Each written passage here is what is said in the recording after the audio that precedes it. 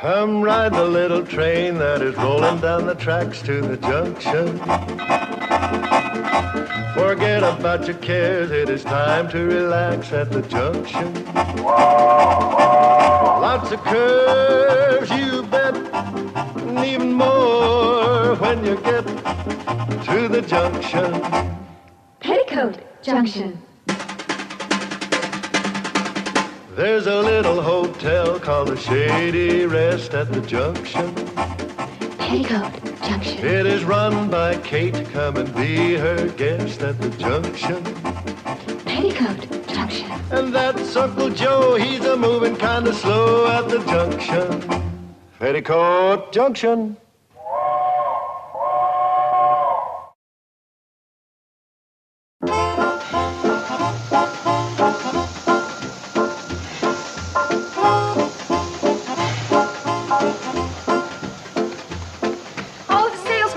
Charlie, and still no sign of Mr. Bedlow.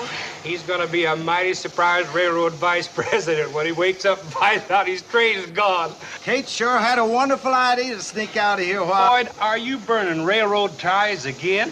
Charlie, I just burned the loose ones. Besides, we need a quick fire. You go tell your ma that if she can keep Mr. Bedlow asleep just 10 more minutes, we're on our way to Pixley. Will do.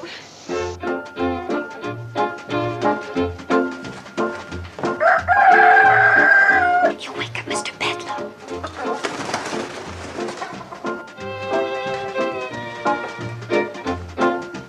Everybody get on the train? Yes, Mom, but it'll be another 10 or 15 minutes before Charlie and Floyd can get up enough steam to pull out. We just got to see to it that Mr. Bedlow doesn't wake up before they leave. All aboard!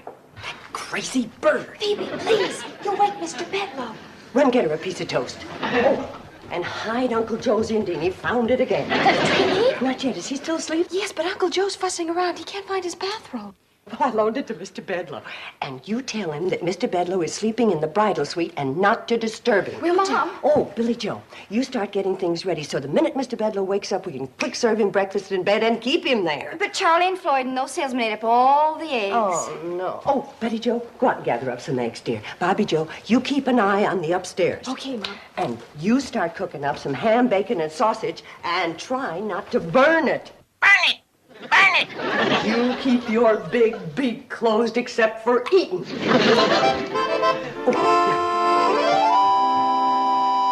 do you mean, Mr. Bedlow, sleeping in the bridal suite? You ought to be sleeping in the barn, and I want my bathrobe back. There's Uncle Joe. Mother says he's not to be disturbed. We'll see about that. Kate! Shh, wake him. What's got into Kate? City feller comes in here, shuts down the railroad, fires everybody, ruins the hotel, and she gives him the best room in the place. Kate! Shh, you're going to wake Mr. Bedlow. That chance. Buried 3 feet deep in the softest feather bed in the hotel. Kate! Uncle Joe, please, you'll wake Mr. Bedlow. See, I want to ask you a question. I've got to take these to the kitchen there for his breakfast. That's crazy, that's what it is. Feller deserves to be horsewhipped, and she treats him like royalty. Kate! Mr. Bedlow. Now, Kate, listen. Quiet! You'll wake Mr. Bedlow. Well, at least you got an excuse to act like a bird brain. Joe, put these flowers in a nice, pretty vase. They're for Mr. Bedlow's breakfast tray. You mean he's getting breakfast in bed? As soon as he wakes up. I ain't a hearing right. I can't be. Didn't he sit right here at this table last night and say he was shutting down the railroad? Yes. And won't that shut down the hotel? Yes. Well, then what in the name of blue thunderation? Mr. Bedlow's awake. He left his eggnog tray outside the door. Eggnog tray? Well, we served him hot eggnog last night about midnight. To get him to sleep.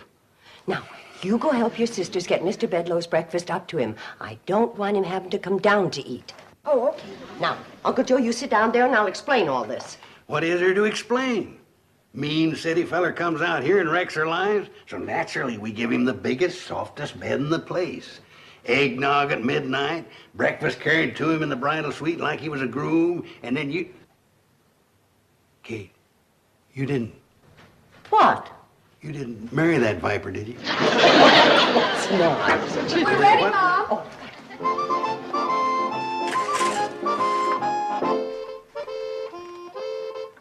That's very nice.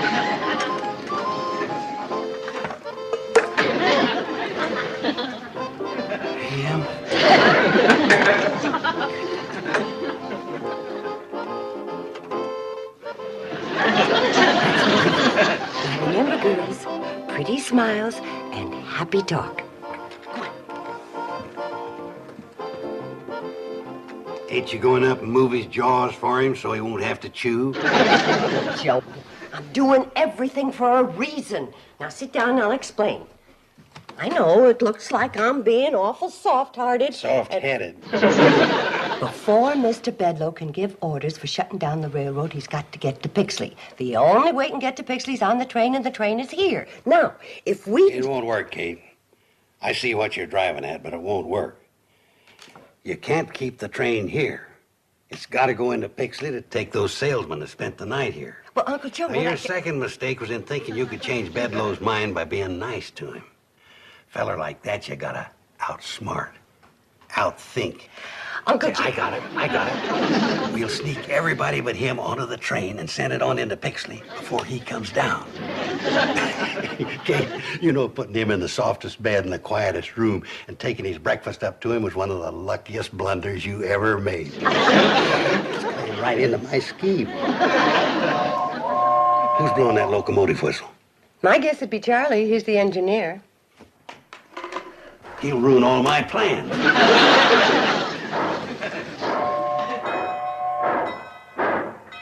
The darn fool's pulling out. We won't have time to wake the salesman.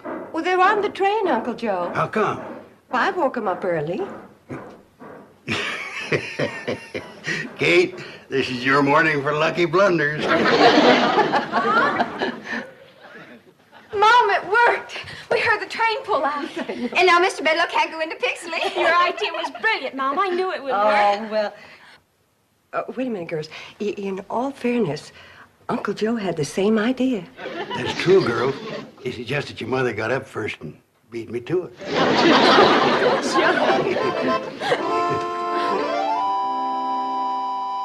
Where's Mr. Bedloe? All right.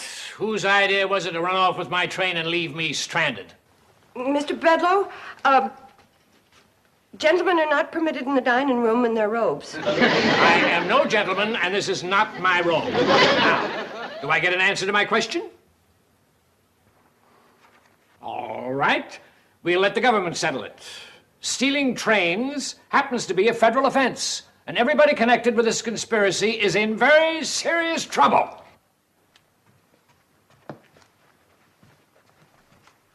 I hope this teaches you a lesson, Kate. Next time you get one of your crazy ideas, check it over with me first. I could have told you this would never work. Hey. What?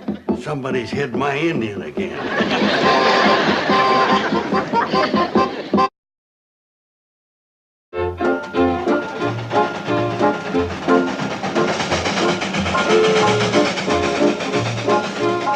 Charlie, I feel kind of bad about us running off, leaving Kate to face the music. Well, if it was anybody else but Kate, I'd be mighty worried. But that's one woman in a million. She sure is. I never met a woman yet to compare with Kate. How come you never asked her to marry you, Floyd? I don't think I'm good enough for her. How about you? I feel the same way. You do? I don't think you're good enough for her either. We're coming on into Pixley. Think we better stop? Well, if we turn around and go back to Shady Rest, Bedloe will grab the train. Oh, I don't think so. By the time we get back there, Kate will have him eaten out of her hand. Kate can kill a man with kindness, all right. Well, if she doesn't kill him with kindness, them daughters of hers will pretty him to death. It's lunchtime, Mr. Bedloe. Come right into the dining room. Everything's ready for you. Yeah? What's everything? Poison food? Booby traps? Boiling oil? What's waiting for me behind that curtain? Your lunch, Mr. Bedloe. Down, sit down. Everything's piping hot. If you're expecting me to change my mind about canceling the train, forget it. It's a good idea. Uncle Joe, a sour face is not welcome in the dining room. Then what'd you bring him in for? You either smile or stay in the kitchen. I'll stay in the kitchen. Please, sit down. Girls. If this isn't a bribe, why all the attention? As long as you're a guest in my hotel, you're entitled to Shady Rest hospitality. We do not bring our differences to the table. All right, girls, start the food.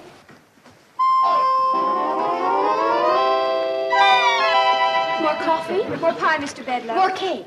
How about some more homemade ice cream? This time, try my hot fudge on a sundae instead of strawberries and peaches. Oh, please, no more. I've never had such a meal in all my life. Oh, come on. I'll bet your wife cooks a better meal than this every day.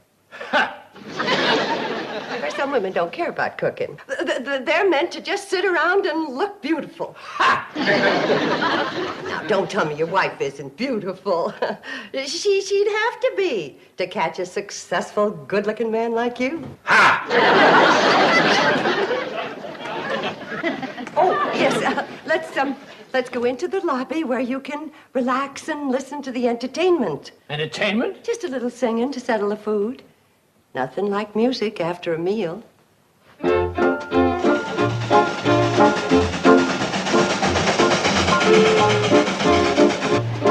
are you trying to do? Jump the track and get a song wrote about you like Casey Jones? Well, I figure the faster we go through Shady Rest, the less chance Bedlow's got of stopping us. We're better than 20 miles out of Shady Rest.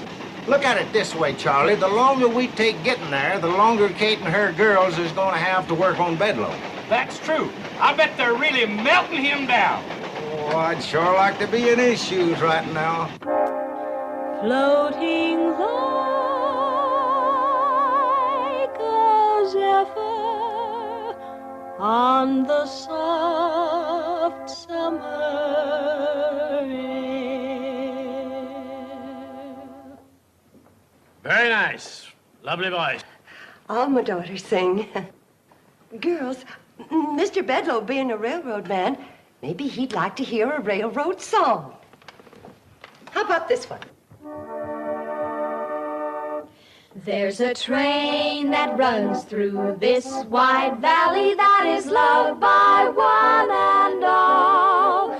It's the train that starts way up in Pixley called the Hooterville Cannonball. Well, she makes her run through the dead of winter, through the summer, spring, and fall. Neither cold nor heat nor blood can stop her. She's the Hooterville Cannonball.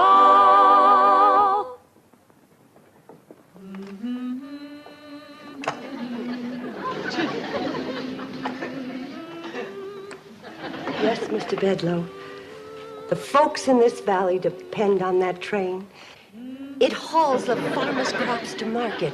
It takes their children to school. It brings their supplies from town. And on Sunday, it makes a special trip just to take folks to church. When my 3 babies were born, who came screaming through the night to bring the doctor to my side? The Hooterville Cannonball. Her whistle speaks a language we all understand. To the children, it's a lullaby. To the young folks, a song of love. And to the old, a hymn of comfort. Mr. Bedlow, the folks in this valley haven't got much money. But as long as that little train runs, they'll never be poor. That's the Hooterville Cannonball.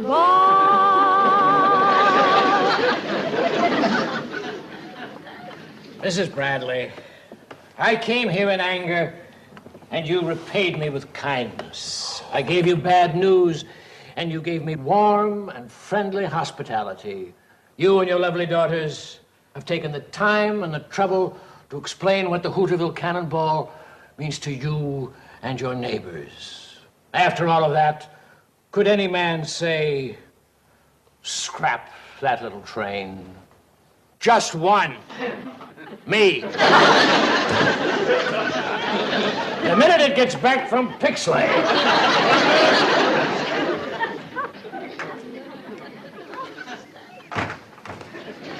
Oh, Mr. Bedlow, have a chair. Thanks. I will.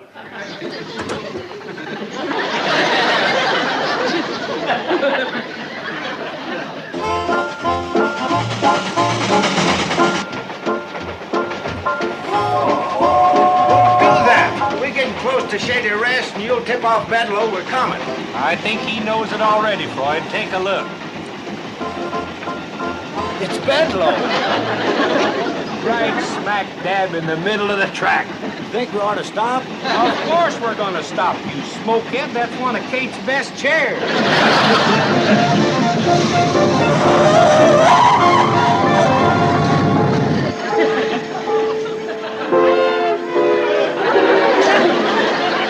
Mr. Bedloe, listen to me. I got something to tell you. Please. Wait a minute. Floyd and Charlie say they can't back all the way to Pixley. It'll be dangerous. They gotta go on to Hooterville. Fine, I can cancel the train just as well from there. Oh. Mr. Bedloe, why are you so dead set on not letting this train run? It's bad business. Doesn't make any money. But it doesn't lose any.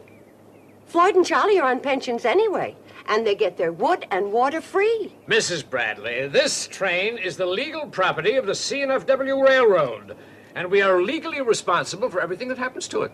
If it runs off the track, if it hurts somebody, if it hits a cow, we're responsible. We can be sued.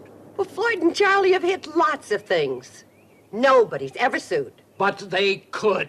No, I'm sorry, Mrs. Bradley, but running this branch line just plain doesn't make sense.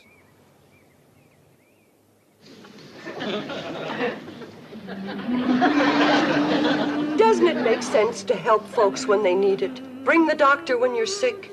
Take little children to school. Forget it. It won't work. You go up there and tell those two clowns in the locomotive they got 60 seconds to get this thing rolling or I'll cut off their pensions. Guess you win, Mr. Bedloe. I always do, Mrs. Bradley.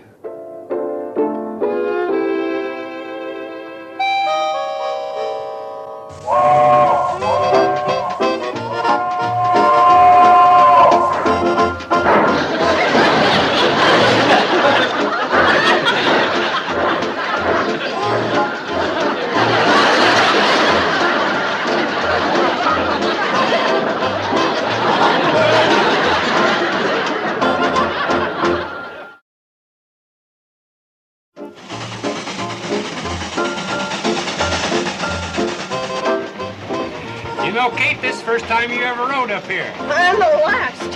Why didn't you say that? I thought you had a scheme to keep this old train running. Well, I have. That's why I'm going into Hooterville, but it's scary riding up here going so fast. Those things ever blow up? This one never has. You just might today, though. Why? You're squeezing that pipe so hard you're shutting off our water. Can't you go a little faster, Charlie?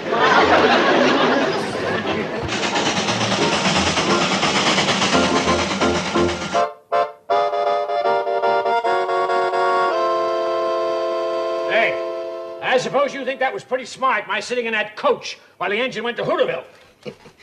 No, I thought it was kind of stupid myself. I ought to knock you over that railing.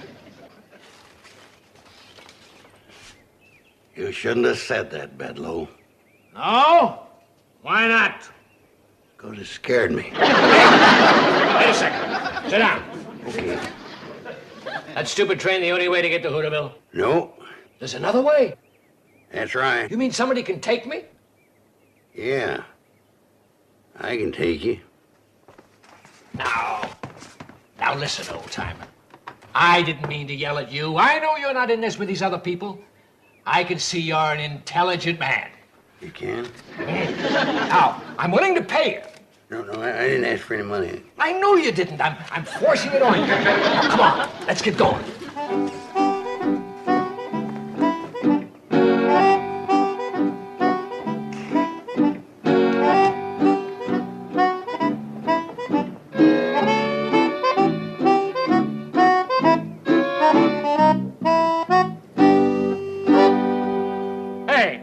What is this? I thought you were going to take me to Hooterville. I am. We'll never get there before tomorrow if you don't walk faster. Walk? No way you can get there outside the train. Well, why didn't you tell me? You didn't ask me. Let me have my money back.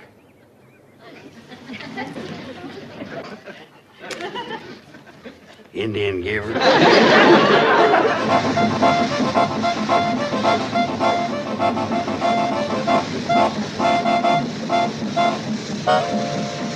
Hiya, boys. Hi, Sam.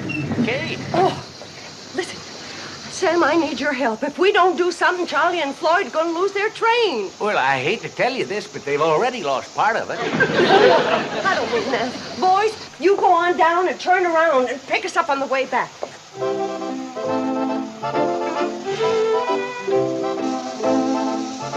Hurry up, boys. All right, Kate.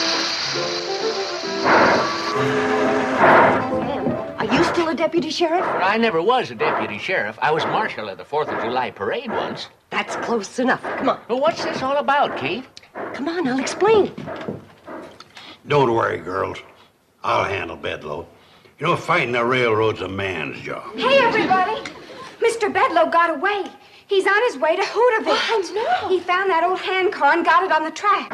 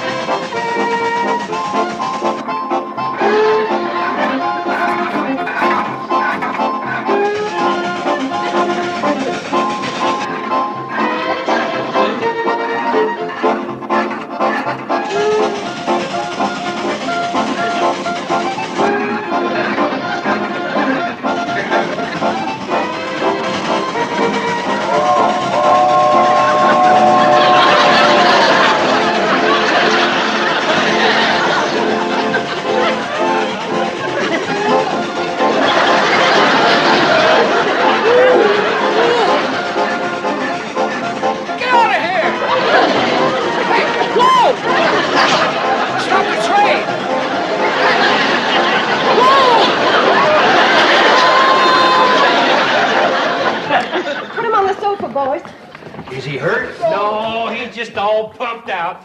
He'll be all right as soon as he gets his wind back. We're running for 5 miles. Are you going to be all right, Mr. Bedloe? I guess so. Who are you? My name's Drucker. Hey! Marshal Drucker from Hooterville. Marshal Drucker? He's a lawman. Thought you ran a general store. Yeah, I do that, too. Also publish the newspaper. Yeah, plus being the postmaster. And he's the mayor? Never mind all that. No, if you're a marshal, arrest every one of these people. What's the charge? Stealing a train. You mean Charlie and Floyd's train? That's my train! Oh! I'm the official representative of the C&FW Railroads. Marshal Drucker, do your duty. Yeah, be quick about it. All right. Mr. Bedloe, I hereby serve you with these 27 summonses, complaints, subpoenas, and overdue bills. What for? For the damages caused by your train during the past 20 years, and for supplies furnished and services rendered thereto by the citizens of this valley, as named in the complaints, etc., in your hand. Why, that's ridiculous. Totals up to about $150,000. Now, I wouldn't call that ridiculous. Baloney. What judge would honor that? Judge Drucker. You! I demand a jury trial. Well, I don't think you could find 12 men around here that ain't in that bunch of complainers. Judge Drucker, isn't there some way that this thing can be settled out of court? What do you mean out of court? I got him right where I want him. Uncle Joe, please. Well, now, I'll tell you, Kate. If Mr. Bedloe was to go quietly back to the city and let Floyd and Charlie resume running their railroad, I might be inclined to show a little judicial leniency and postpone these cases indefinitely. Oh, don't do it. Let's have a big trial.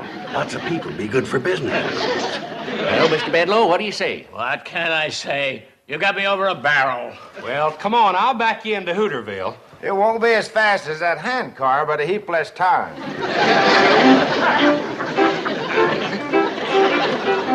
Well, Kate, you've pulled some beauties today.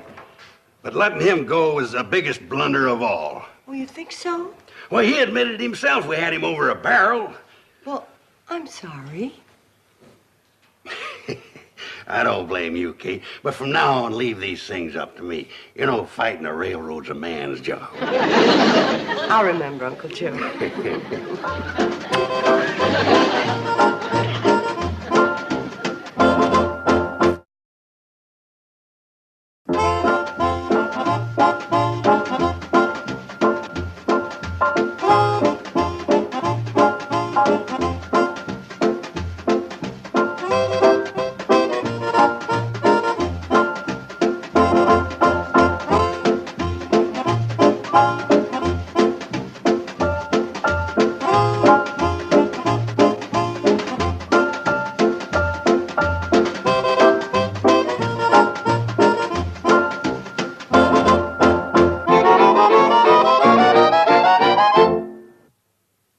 This has been a Filmways presentation.